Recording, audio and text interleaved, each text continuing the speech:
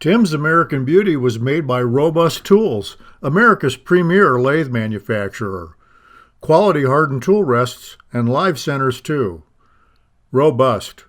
Built to turn wood. Enjoyed for a lifetime. Thompson Lathe Tools. Welcome to a new level of professional wood-turning tools. Made by a woodturner for woodturners.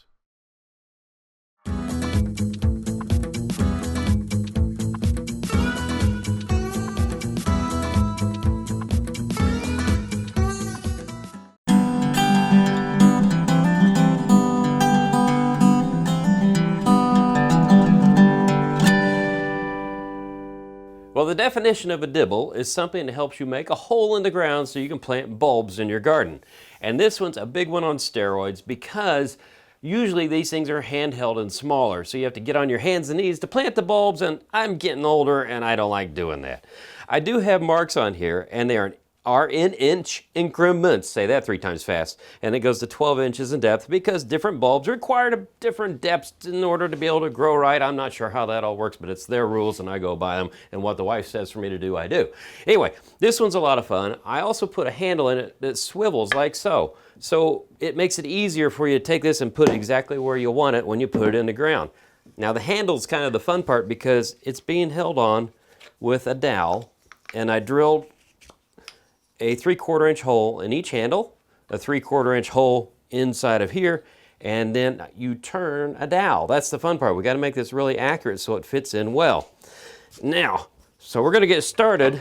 This right here is a 36 inch long, 2 inch square piece of wood that I start with, and we're going to drill that 3/4 inch hole and then go to the lathe and start turning this long dibble. I have the board on my drill press. I marked a hole that is 2 inches from this end, and we're drilling a 3/4 inch hole like I said. We're using a Forstner bit for that. I've got everything clamped down, and we'll start the process right now. I am using red oak, by the way, which is a really hard wood, and it's great for outdoor use. It'll last forever. Nice thing about a Forstner bit that I'm using, by the way, is that it helps clear the chips as you go, so you don't have to clear it out as much. But anyway, I want to drill this all the way through. And the reason I'm drilling it now is because if there's any tear out or anything like that, I can turn it off on the lathe. We'll take this all the way through. Almost there. Oh yeah, make sure you line this up with the hole that's in the middle of your table when you do this, so you will go through. For those of you who watched our PBS show in our first season, we used this tool, and it is a spindle steady. So when you put a big piece of wood here and you're cutting and pushing this way, this steadies the vibration. And the show we used it on was a baseball bat, and it was 30 minutes of rough and gouge. That was really fun to watch, like paint drying. But we've moved up from there. That's why we're doing this, which is a lot more exciting. But right now, I want to take this and loosen it a bit and slide the head out of the way because I don't need it right off the bat. But that's there in place because I've got my tool rest over here and everything's in place, and I don't have to mess with it here in a minute. What I do want to do is, oh, there it is. I'm going to grab my billet. This is called a billet of wood, by the way, when you get these things. And I'm going to take my large 4-prong center and put it on here. I'm going to hit it with a hammer a few times. This thing has a spring built into it, so it wants to push it back off. All I'm wanting to do is make those marks, because those marks are going to help me now as I put this on the lathe. And I'm going to take this. Let's see, let's go this end. Okay, I've got it centered in the point with the hole I just made. And then I also used an awl, and I drew an X on this end. And so now I know the center, or pretty close to the center of this end. So I'm going to bring this in. There's a little tiny point on there. And I'm going to get that to fit right in that hole. Kind of jiggle it around. There it goes. Okay, everything's locked down. Now we're going to tighten this up pretty good because it's making marks on this end as it bites in. So that's holding it really, really well. We're working with a long thing here. You don't want this to fall off while you're turning. That wouldn't be good.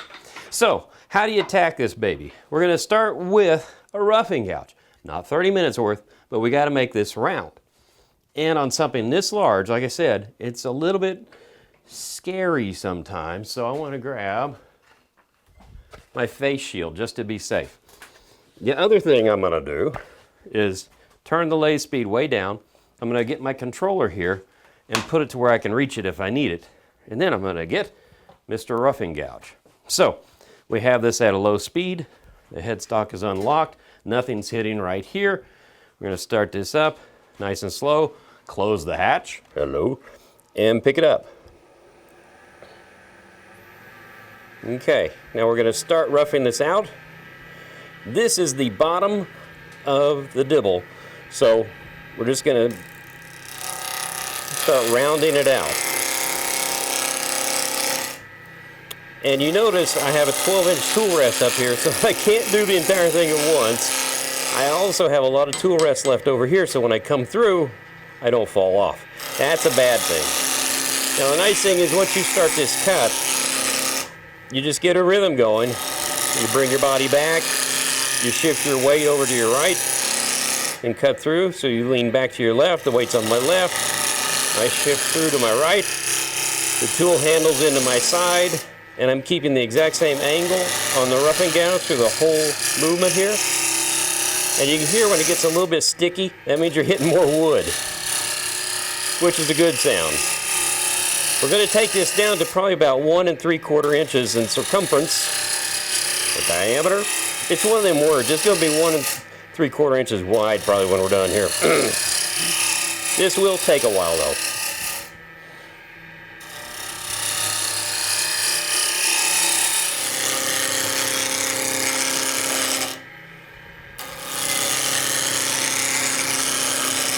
Okay, you know me. It should have been on this side of the tool rest. Anyway, now we're ready to use the spindle steady. And it's really neat because it's got all these wing nuts, right? Well, they loosen up these wheels and allow you to move them around. And the wheels, you just get them to gently touch the wood, and you see when I spin this, they spin. So when I'm pushing in this way, they're giving me resistance back this way. So all I have to do is tighten all these up. I've also replaced the wheels. They're really big wide ones that come with this, and I've replaced them with some little skate wheels because they have a narrow point which makes contact. I like that a little bit better. Oh, that's going good. Now, we're going to start roughing the rest of this out, again, to about 1 3/4 inches. Now, the one trick I am doing is I'm bringing my tool rest up, obviously making sure it's not touching, so I got about 1/4 inch or less space there. But I'm looking at this straight down, and I'm looking at the ways of the lathe. The ways, or is this metal part that everything attaches to, and they are absolutely 100% perfectly straight. So if I make sure this is perfectly parallel with the ways of the lathe, I know I'm making a really nice straight line as I turn. It's not really important, but it is a helpful trick to make a really straight line when you're roughing out. Wrong one. Let's get these back on. Protect this beautiful face. So nothing's hitting. Turn her back on. And get to turning a little bit more.